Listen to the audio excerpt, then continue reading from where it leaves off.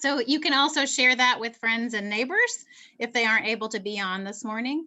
We'll have the presentation and question and answer part recorded, and tomorrow it'll go up on the church's YouTube page, which is a private page. It's not public page, and people can go to the YouTube page and watch it.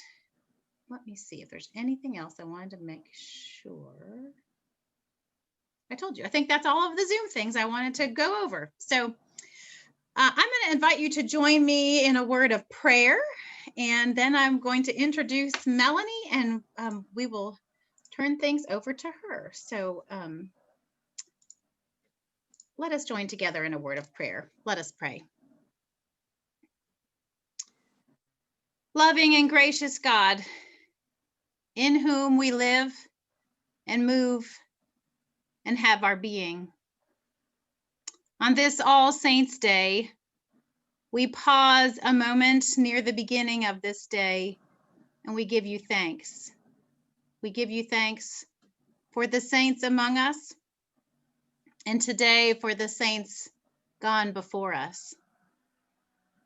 As we dig deeply again this morning into these challenging and deeply personal issues raised in Dr. Gawande's book, we pray that you will enable us to be open to your spirit in this time of listening and sharing.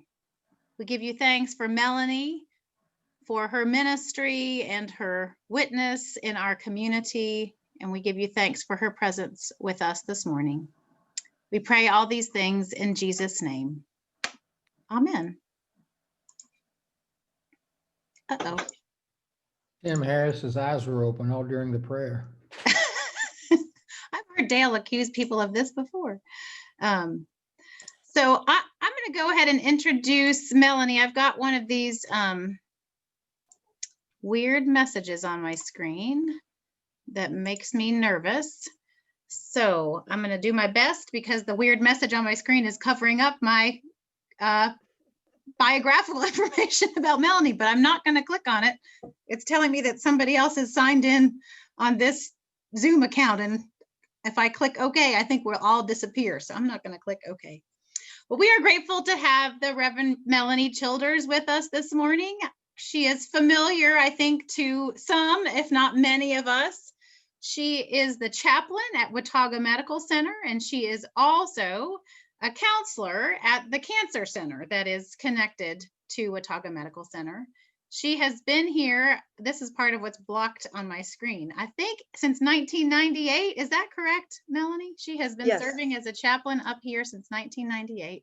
She's a graduate of Mars Hill College and the Southern Baptist Theological Seminary, which is in Louisville, Kentucky. She is ordained and endorsed for chaplaincy through the United Church of Christ. And in addition to her seminary training, she also received a Master of Arts in Community Counseling from Appalachian State in 2009. She is a board certified chaplain and also a licensed counselor. And I can say personally, she is a gift to fellow clergy up here in the high country in her ministry at the hospital and the ways that she keeps connected to us. One of the wonderful ministries that they have there at the hospital that some of you know about, and we probably won't have time to chat about it today, is something called App Faith Health, which connects faith communities like Rumpel with folks at the hospital through Melanie's office. And it's a wonderful way for us pastors to be able to know when our church members are in the hospital, but also to help us stay connected to what's happening in the medical community in the high country. And I am very grateful to Melanie for that and many other things. And so we say welcome this morning. We're so glad to have you here, and we'll look forward to all that you have to share with us. Thank you. Thank you so much for the opportunity to be here. I am bereft of not having been a part of the other sessions that you've had, but I'm really glad to be with you today. As Kathy said, I've been at Watauga Medical Center for 22 years, and our department is on call 24/7, and so we respond to emergencies and deaths whenever they happen. Oftentimes we are providing the first line of grief support for families sometimes before they even get other relatives called or find the words to say what has happened. And of course, this is most urgent or relevant in times of crisis when the death was unexpected. But whatever the case, my work in these situations is to basically do crisis intervention, to provide empathy and support in whatever ways the person can best receive it. I try to read people well because different people don't need the same things. And so I try to determine whether they would benefit most from talking about the person who has just died or having a ritual to support them, or sometimes they just want to be left alone to grieve in private. So, you know, everybody is different. And I do want to take just a moment to say this work is a sacred honor, to walk with people through these really momentous occasions. That's all I got, I think. So I did follow the questions, the discussion questions that Kathy sent me, and I've picked out 3 of those that I thought were specifically relevant for me. And so I just want to share a few thoughts about those, and then open up the discussion for your wisdom and your questions and your observations too. Question 2 talked about how the central issues of mortality, end-of-life care, aging, and death have affected my life. And I really feel like working as a chaplain in a hospital has helped me stay more in touch with my own mortality than maybe the average person. You know, back in the old days when we didn't have mortuaries and funeral homes and hospitals and in the way that we do now, everybody participated in the dying process and helping the deceased after the death even, but that doesn't happen now. And so it has allowed our whole society to compartmentalize and to never think about death.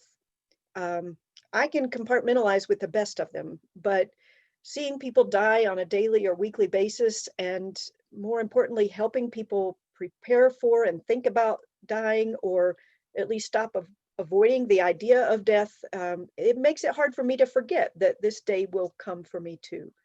Not that I dwell on it all the time, but I think it does affect me in some significant ways. For one thing, I think it makes it easier for me to talk about it in my own circles. It is always different when it's your own family than when it's somebody that you've never met before. A lot of people say, "Oh, how can you do this work?" But it's really different when it's your own family. And I have also recognized, though, that seeing what happens when people don't have advance directives, for example, makes me pretty passionate about making sure my own family has those things in place and that we have some of those difficult conversations. So that's one way I'm kind of impacted by my exposure to death. Another one is a really positive thing in that I feel like I have a little bit of a self-correct mindset when I start trying to wish a day away or whine about minor things. My work really encourages me to keep things into perspective and to appreciate life. And again, that doesn't hold true 100% of the time. I can also complain with the best of them, but as I said, our department responds on a 24 basis to emergency needs. And those of you who may carry pagers or be on call can probably empathize with me about how inopportune those pages can be with whatever's going on in my life. There have been times I got paged when I was having my own annual exam at the doctor's office, when I was building a shed at my home, or mowing the grass, or sleeping deeply after taking some cold medicine. And it was really inconvenient for me to get up and go in the hospital. But I would always remind myself that no matter how inconvenient it was for me to respond to that page, someone else's life was encountering trauma or catastrophe or death, and their life had stopped. And so I think carrying the pager helps me see just a little piece of how my life stops temporarily, for someone else's life who has stopped permanently. And so again, that helps me have kind of a self-correct mindset to keep things into perspective. Then a third thing is that I've seen a whole array of how death occurs. And I hope and I think that sometimes that helps me fear it a little less. Death is sometimes traumatic and harrowing and gruesome, but more often than not, it's not those things. It's more of a welcome relief or a peaceful sleep, or even an anticipation of the next adventure. And so fear is certainly normal and appropriate for anyone who's doing something they've not done before, and death fits into that category. But I think being exposed to it on a regular basis does seem to lessen the intensity of at least considering it. In terms of realizations about aging, I'm going to talk about that more in just a minute, but working in a hospital has certainly helped me to bear witness to the countless ways that people grieve losses associated with aging. But I think that's just really hard for everybody. And I don't know that that's made me any face that those limitations any easier myself.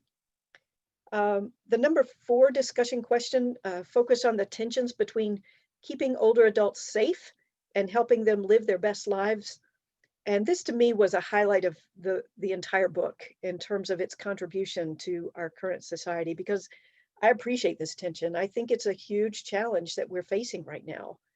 It is, you know, healthcare in the United States is set up on a disease-based model where all of the person's problems are focused on.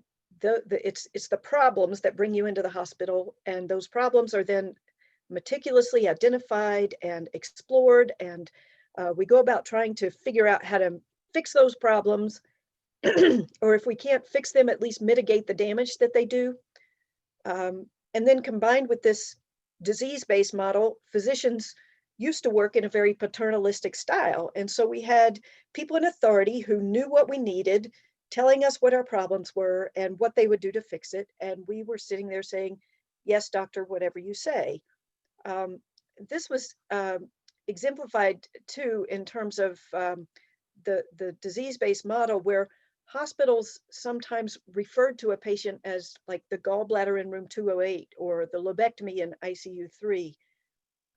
My hospital, fortunately, has not ever done much of that during my tenure, but I think that just highlights the serious problems of the disease-based model.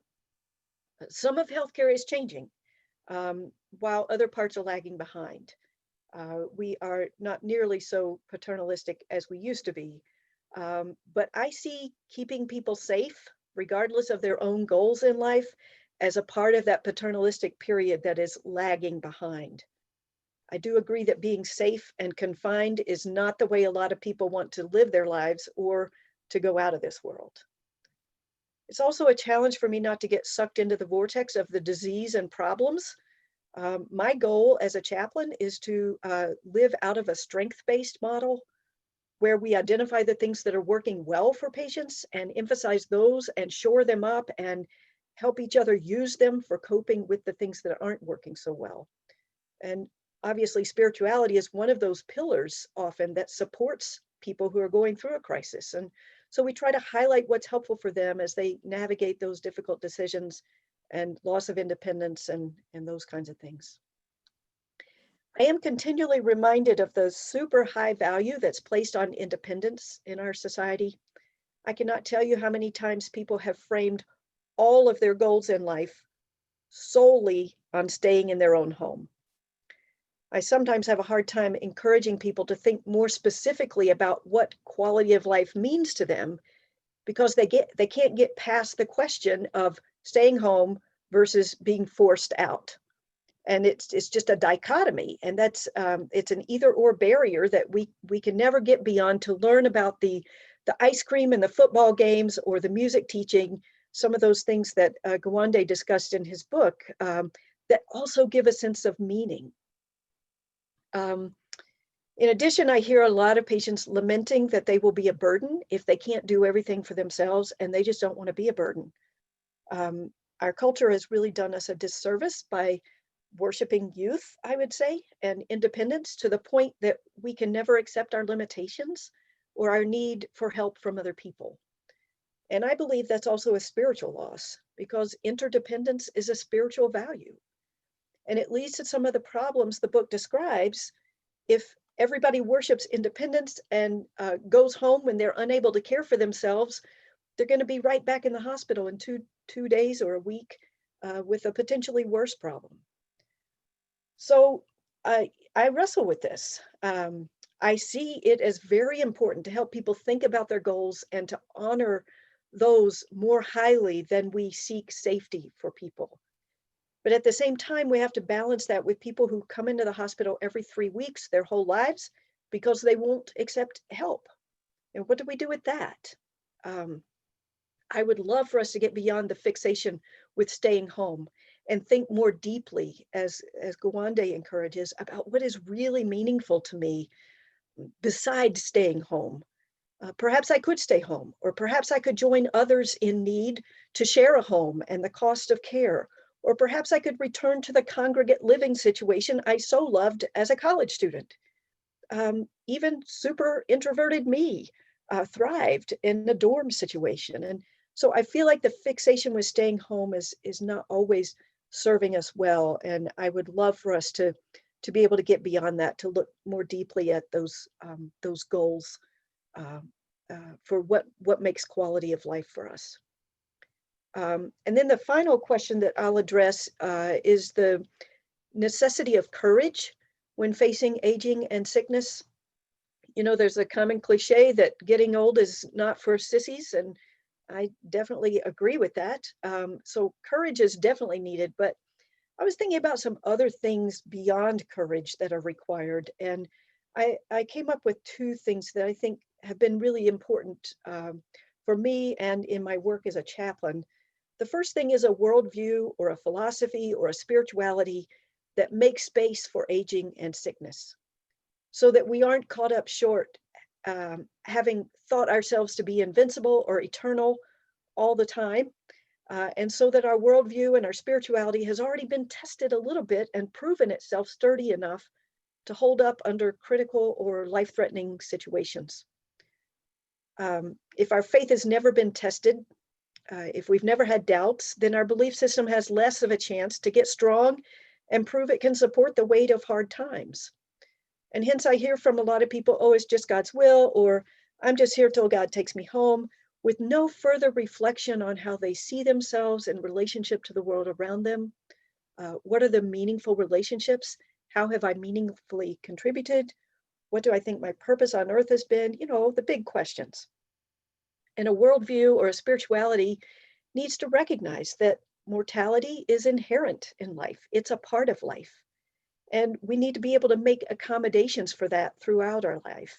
And it also needs to celebrate the gifts and the advantages of aging alongside that. So I guess I'm looking for a theology or a spirituality or a worldview that helps us hold all of that together in tension, so that we can not further dichotomize either we're young and well or we're old and sick and of no use. Which leads me to my second thought about what we need besides courage, and that is an ability to reflect on a person's sense of meaning and purpose outside mainstream expectations. So many people have said to me that they feel useless if they can't contribute in ways that society has deemed worthwhile. They feel like they're no good anymore, and why doesn't God just come and take me if I don't have legs to walk, or I can't do things in the way that society deems are appropriate? And I think we are failing ourselves and each other again here by worshiping youth and disregarding our elders, because it gets to the point where the wisdom and the relationships and the history that our elders represent gets lost in this capitalist drive for more money and more status and more prestige, and looking appropriate and acting appropriate and participating in the ways that society has deemed appropriate. And I think there's a lot more space there for us to broaden our understanding of what it means to be human and what it means to be worthwhile. And I feel like this whole aging and sickness and working in a hospital has helped me recognize that we've got a lot of work to do in that regard, in thinking in terms of what makes us worthwhile. So those are some of my initial thoughts. And I will say it's been a little while since I have read the book. So I did a little Cliff Notes version to remind me of it, but I know you guys are much more immersed in it right now. So I welcome your wisdom and observations and thoughts at this point.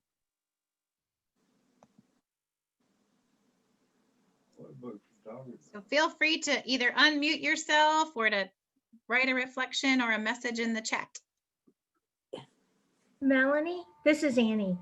I know that there's been a lot of research recently done in gerontological terms on resiliency and being resilient, and with it, some people just do better with it, you know, in how they cope with some of this stuff. And I wondered if you could shed any light on that in what you see, or is it more, would you say that's more the independence model or not? You know, when you think of resiliency, right? So how we cope with that and those things, maybe all the other things you talked about can in the way that we look at aging and sickness play in to helping people be more resilient. And maybe that's another toolkit, you know, I don't know. Yeah, I think those are great thoughts and a great question. I think it's resilience comes from a lot of directions, I think, and a lot of it depends on our histories and our personalities and the kind of life that we have been either privileged or not so privileged to lead. And there's so many factors that contribute to resilience. So I do think that resilience can help us to cope with a lot of these things. I do think there is the tendency to equate resilience with independence or with looking a certain way, the way our culture expects us to be. Whereas, you know, some people might be resilient in a really different way that is just as resilient for them, but it doesn't look like our society's definition of resilience. Gotcha. There's a wonderful professor, her name's Dr. Lydia Manning in Concordia, Chicago, that has done some work in this. And it's interesting. Thanks. Sure. Melanie. Yes. Last week, Dr. Curlin was asked, I may have asked the question about what he thought about the COVID crisis and people having to die alone. And he was completely against it. He said there should be a way for close family or relatives to be able to visit the dying. What do you think about that? I completely agree with that. I have been heartbroken by some of the stories that I have read about people who died alone or whose families were separated from them by windows or whatever. And I do believe that makes a huge impact on the person who's dying and on the family. I am really proud of our little hospital. One of the gifts of being a small hospital is that we sometimes get to do things a little differently. And I am not aware of anyone who died alone in our hospital, at least not because we kept family out. You know, sometimes family couldn't travel from wherever they were in the early days of the pandemic, but our hospital has set up a triaging system so that our house supervisor can make an exception. So during the first 6 weeks where we had no visitors, there were still exceptions made when a person was at the end of life, or we thought that they, they might not make it. And even now, when we have our one visitor restriction, that is, there are exceptions made for that when a person is at the end of their life.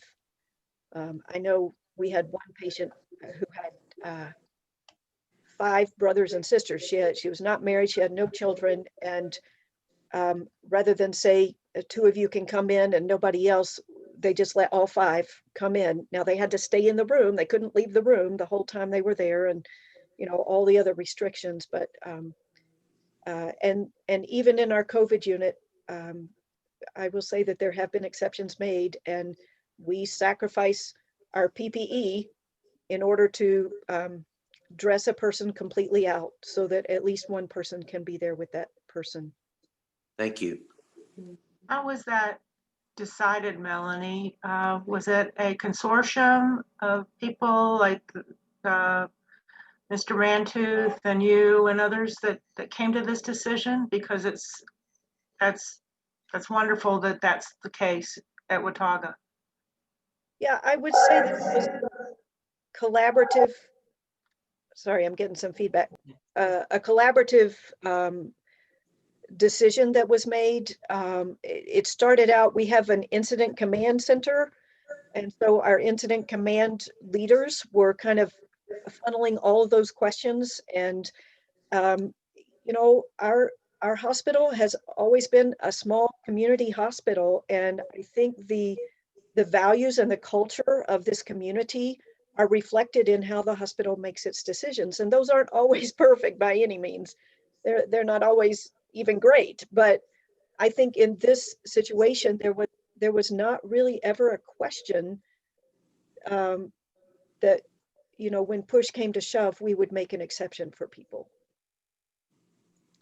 There's a few questions that have come into the chat, and I'm just going to sort of share those in the order that they've come in. They're addressing all kinds of different subjects, and now there's another one that's just come in since they started talking. So the first one says, how do we, quote, bring along those close around us who have not had a more spiritually progressive exposure to the idea of death? And I don't know if you want to expand on that, Morris. That'd be great if you could expand on it. Well, I guess my point was that in light of pending death, you need people around you who are that can help, that can help you through those times. And sometimes they are not tuned in to what you have been talking about this morning, or Dr. Curlin last week. And how do you bring those people along in the sense that they're ready when you need them? Yeah, that is a really good question. And I don't know that we can, certainly not if they are not ready and not open to moving. Everybody is on their own journey with this. And I have had patients who have told me they are ready to go and they want to die, and they want hospice or whatever. And the family says, no, not a chance. We're not going there. And, even after the patient becomes, less responsive, and so they can't speak for themselves anymore, the families are still kind of speaking for their own needs rather than the patient's stated wishes. And that, I think, would be one of the main, one of the chief reasons that our ethics committee gets consulted is when we feel like we're causing harm to patients, or we're not facilitating their own wishes because of family that has kind of, they're not there yet, or they're still struggling.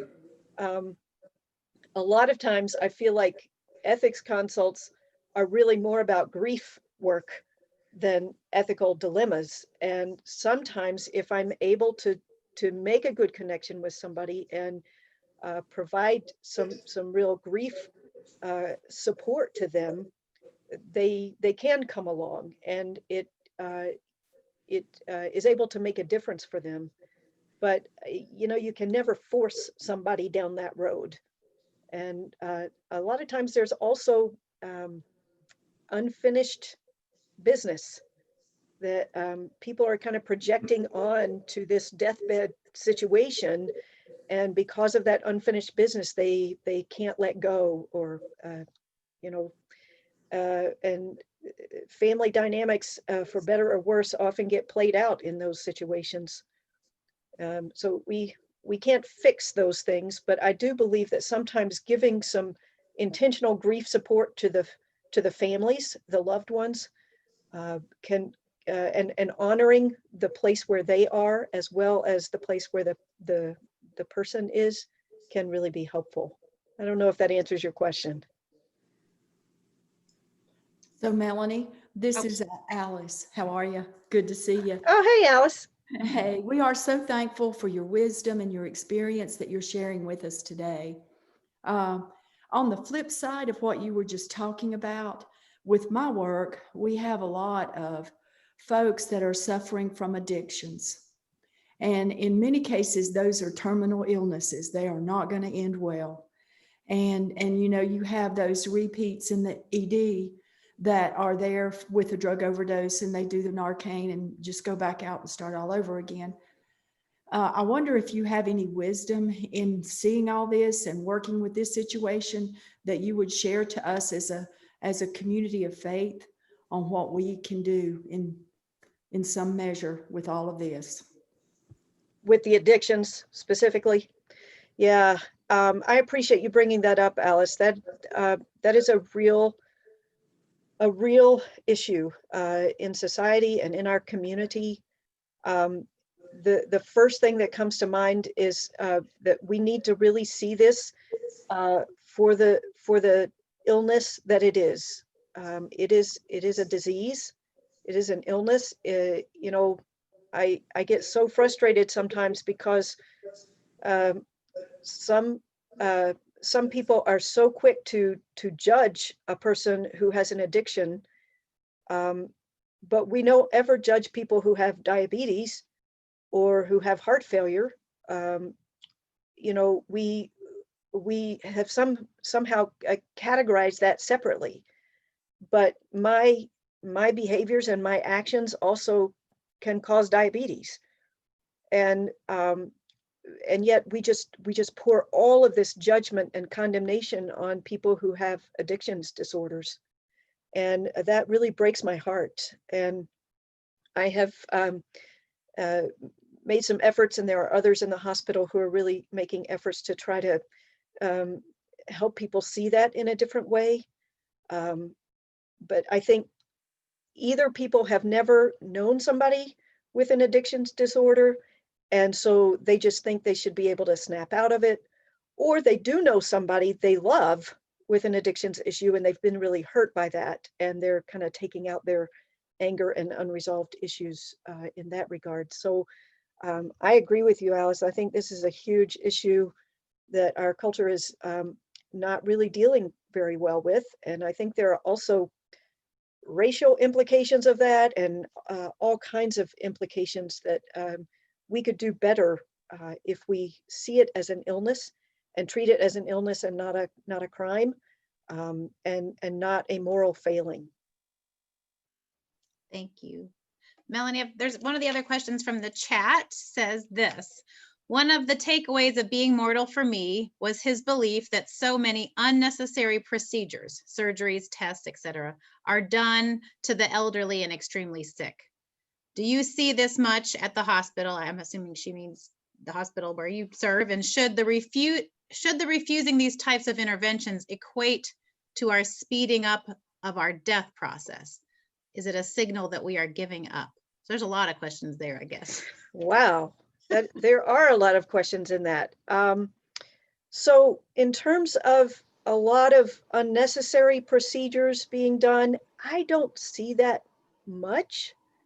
I think, it's, I know we've got at least one a couple of physicians on the call here, so you guys can speak to this better than I can, but it's not a black or white. Oftentimes, either you need this procedure or you don't. It's the practice of medicine is a practice, and there's a lot of gray area there. And so I think if the physician and the patient or family are able to have a relationship with each other where they there's some mutual support there and some good communication, then I think some of those procedures sometimes are done to help give people the sense that everything possible has been done to avoid an unnecessary death. But in other situations, I have seen physicians say, you know, this would not make a difference in the final outcome. And it would be disrespectful to the patient to put them through additional chemotherapy, for example, or something like that. So I don't see that as an excessive problem at the hospital, but I do think there's a lot of gray area, and sometimes people are kept alive, if you will, longer in order to give the family a little bit of time to kind of get where they need to be, or to get to the hospital physically, or whatever. So I feel like it's a bigger picture than just, oh, we're doing all these unnecessary procedures. What else was in that question? Was also, should the refusing of these types of interventions equate to our speeding up the death process, or is it, would it be a signal that we're giving up? Oh, yeah, that whole idea of giving up is, again, I think a part of our culture's misinformation and misunderstanding about life and death being on a continuum with each other. And so I struggle with that. And a lot of times people equate hospice with giving up. But the literature shows that people who elect hospice live longer than the people with similar conditions who don't elect hospice. And so I think rather than giving up, it's really changing what we're hoping for different things. Maybe having smaller hopes or shorter term hopes, rather than thinking in terms of giving up. Thank you.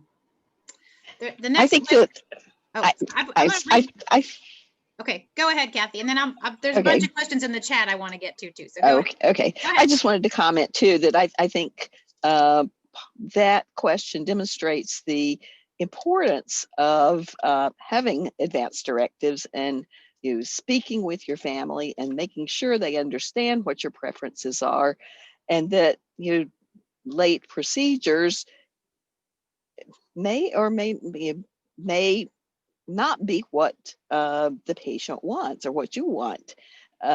You can accept that you're dying, and a procedure may prolong your life, but is that really what you want? I don't think it's giving up. I think it's accepting. My opinion. Thank you, Kathy. So Stephanie, who used to be a part of your chaplain staff, asked this question, Melanie. I love the book Being Mortal, but one of my frustrations with it was that the author didn't talk about chaplains as part of the system of care.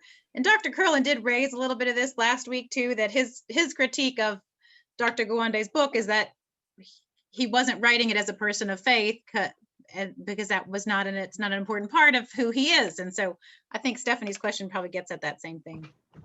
Yeah, I would agree. That's definitely an issue that I had with the book as well, that there was really no space for the role of spirituality in helping people to grieve and helping people to age gracefully, and helping people to work through the big life questions.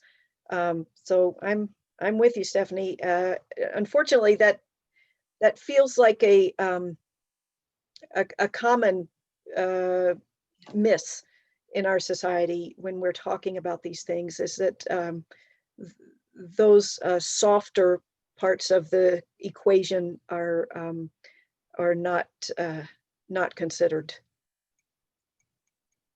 Thank you. The next question in the chat says, which I guess a good connection to the last one. Do you feel the presence of God when a person dies? I've heard of people experiencing the presence of angels.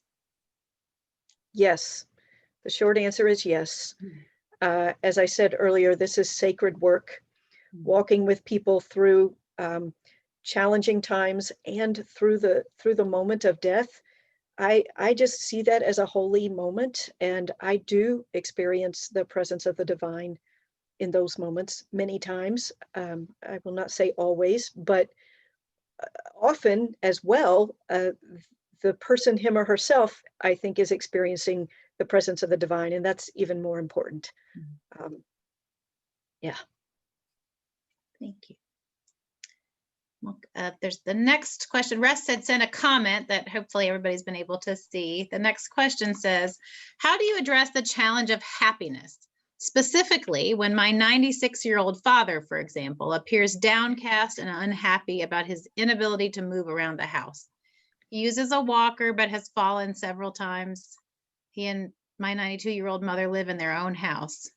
What techniques are there to address unhappiness? Whoa. That is a big question. I don't know if I can answer that. But the first thing that comes to mind is something that we say in my house often.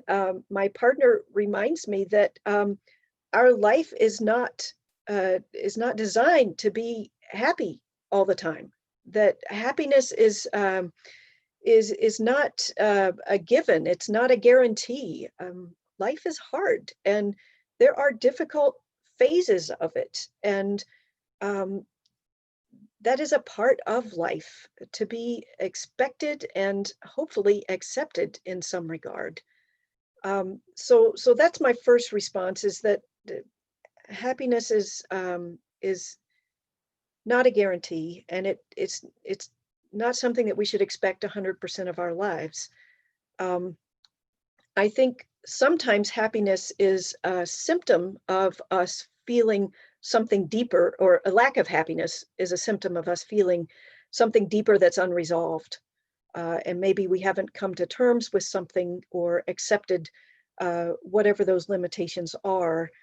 And so sometimes I think that lack of happiness, or frustration or anger, or however it presents itself, it may be a symptom of something deeper that could be explored in more depth. As for techniques on how to do that, I am not an expert in that, other than just having more honest conversations and engaging in some deep connection with that person about what their expectations are, what their goals are, what means quality of life for them, beyond the obvious pieces of that.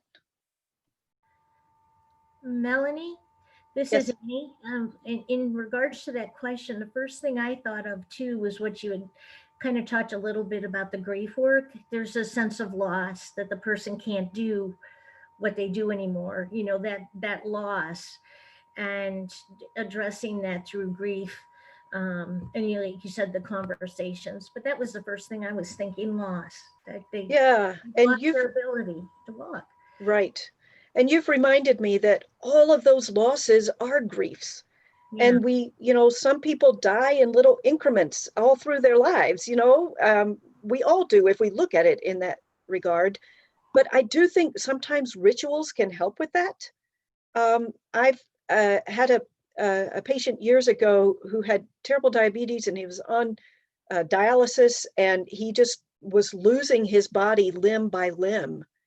And the day that he had surgery for his foot to be amputated, he told me that before his surgery, he had a little, he didn't call it a prayer. He said, I just had a moment where I thanked my foot for all the places it had taken me throughout my life.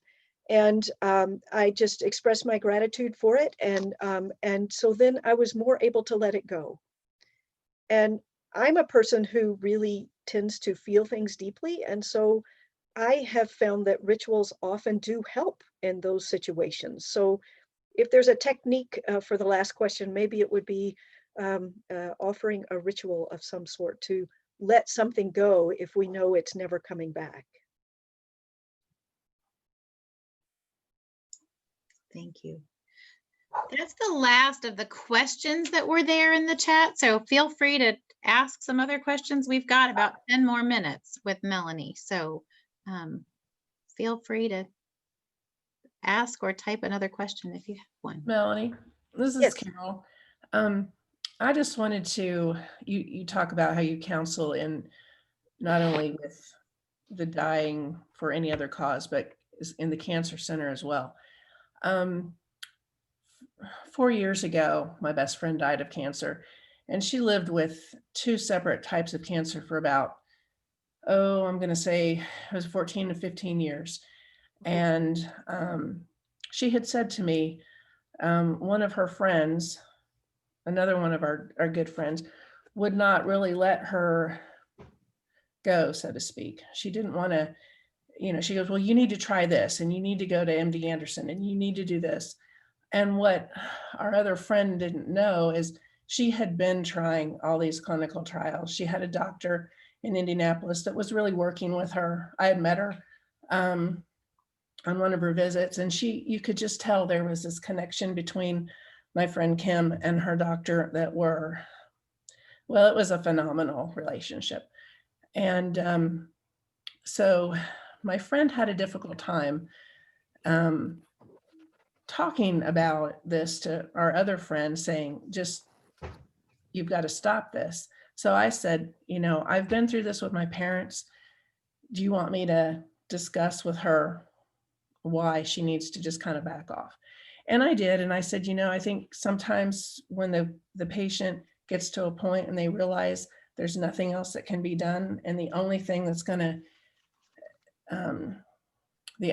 the treatment is going to do for me is make me more sick, and I'm going to be in bed, and I'm going to be nauseous and all of that. And my friend had 2 children. And so I felt, and her husband, and I felt it was a very difficult decision. But having cancer for 14, 15 years, when I asked her that, she said, I told our friend, this is very difficult for you. And she said, no, it really wasn't a difficult decision. And when she said that, it made me realize 14, 15 years of dealing with that would wear anybody down, and would just make you feel like, okay, I've finally come to my peace with God, and this is where I need to just let go of what I'm trying to control. And so thinking that my other friend had gotten the message that, this is the last time we're going to see her. Let's just not talk about what she needs to do because she and her family are at peace. She brought it up and I told my friend who was dying, I said, I don't think you're going to have to worry about it. And then I sat there and I was dumbfounded because she brought it up, and she said, well, my other friend has had this success and this success. And do you find that a lot in your counseling, where people are just, they're nervous because of death themselves, so they don't want to let the other person go? So they're not willing to say, I will walk beside you on your journey and let you decide, versus death is messy and scary, and I don't want to have that happen. Yes, I do see that a lot. And I appreciate you sharing that very tender story. My experience is that people who have chronic and life-threatening illnesses often have to teach their family and friends what they need, which is really terrible in one sense, because it puts even more burden on the person who's living with this horrible illness. But, everybody faces this differently. And so it really is sometimes up to the individual to say, this is where I am, and I need you to not bring up more treatments because that is disrespectful to me, or whatever. And I think, again, we have this idea that everybody's going to die a very peaceful death. And that is a myth. That does not happen. My own aunt, who I was very close to, died of pancreatic cancer. And for 6 months, she never had a day free of pain. And she basically died in agony. And so I think death is not always a peaceful, beautiful process. Like you say, it is very messy. And there's no one right way to do it. Some people themselves never get to the point where they are ready to stop treatments, and they go for those treatments until the day they die. And for them, that's what they feel like they need to do. While others would make a decision like your friend did. And I think the best any of us can do is walk beside them and love them and care for them in the best way that we can, and offer them support in working through their grief and their decisions, but recognizing that this is a human being who is making their own decisions, and we respect their autonomy, even when we feel like we would do something totally different. We probably have time for about one, maybe two more questions. So just want to remind us of that.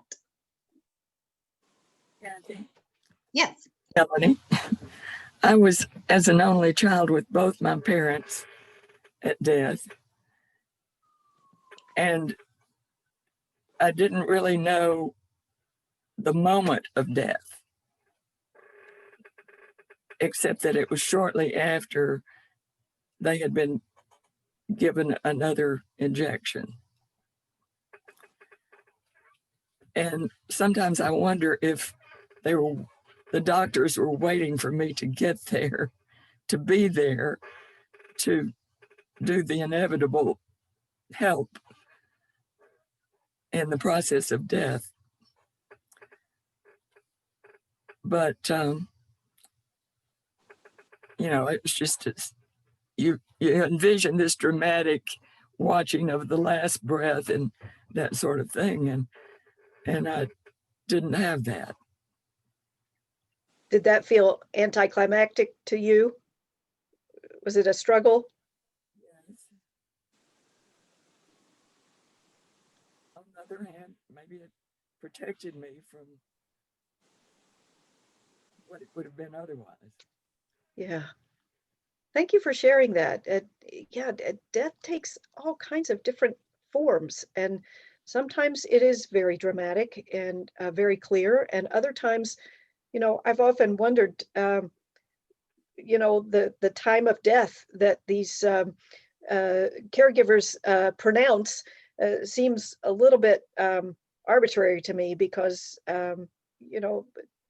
where is that elusive moment when that happens? And I think that speaks to the spiritual aspect of dying, and kind of the mystery of life as well, that we don't have all this figured out, and there is still this this moment that is mysterious and difficult to pin down. So, yeah.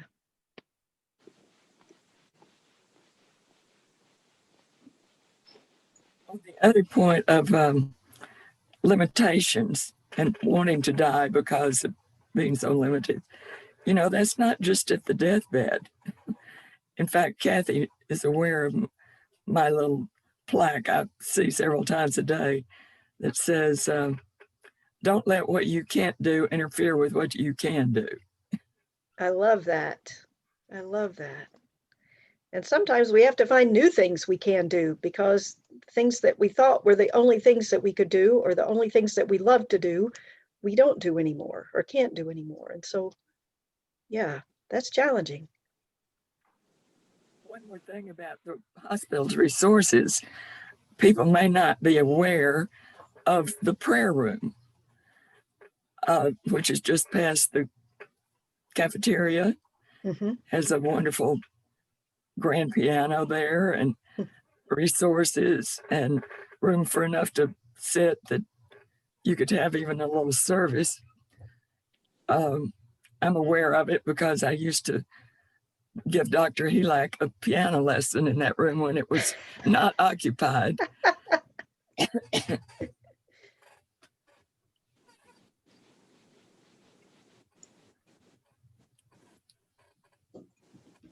It is 10:29 by my phone, so I don't know that that'll give us time for another question. But Barbara, making those comments about the hospital is maybe a good segue to one thing that I wanted to say at the beginning, but neglected to say. And when I mentioned that one of the many hats that Melanie wears is this app Faith Health, we have here at the church, and could make them available to you by email or otherwise, a form that anybody who is a part of Rumpel can fill out. And if they have that on file at the hospital, if you end up at Watauga Medical Center, Melanie or somebody from her staff will call me and let me know that you're in the hospital. Because you may know HIPAA regulations now. It used to be back in the day, even when I started ministry, we'd get a call at the church that would say, you know, Annie Tarbutton's in our facility, but that can't happen anymore. But these forms that App Faith Health, I always feel like that's a tongue twister for me, make available, enable your church family to know if you've been admitted to the hospital so that we can come and check on you. So if you haven't filled one of those out, that's maybe not as dramatic of a kind of document as an advance directive, but I think also an important one as we understand that spiritual care and the support of your church family when you're not well is an important part of the journey. And so that is a wonderful partnership that our local hospital has with. Is that something that we could put on the internet to download? That's a really good idea, Debbie. I think I'm going to make myself a note to see if Jessica can make that available on our forms page on the website so that people can do that. Really good idea. Thank you. Well, I hate that another hour has come to a close. I want to say another word of thanks to Melanie for sharing this hour with us, for sharing her gifts and her wisdom and her experience as a chaplain. I see lots of people are doing either the Zoom clap hands or actual clap hands. We are really grateful for your time and your wisdom, and especially grateful for your ministry among us, particularly now. I think all of us are aware from the news about how much more stressful your ministry must be now than it was before COVID. I don't think any of us really knows what that's like. But I want to say again to you that we are grateful for your work and your ministry, and all of us here and others who are part of Rumpel will continue to keep you and all of those who are working on the front lines at Watauga Medical Center in our prayers, and thank you for that.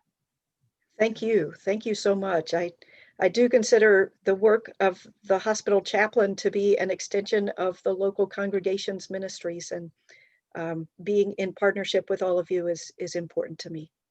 So thank you for today. Thank you. Thank you, Melanie. Blessings. Take care.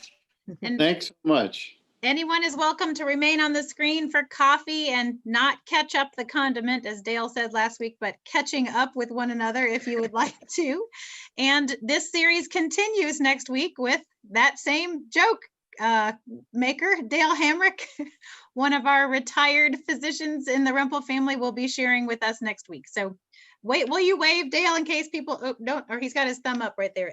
Dale will be our presenter next week. So we look forward to hearing from Dale and for his experience and wisdom to share with us next week in the third in our series. So, but you're welcome to stay on, and we'll visit and just sort of catch up with what's happening in the life of Rumpel and our individual lives for those who'd like to stay on. But you're welcome to sign off. Take care, everyone.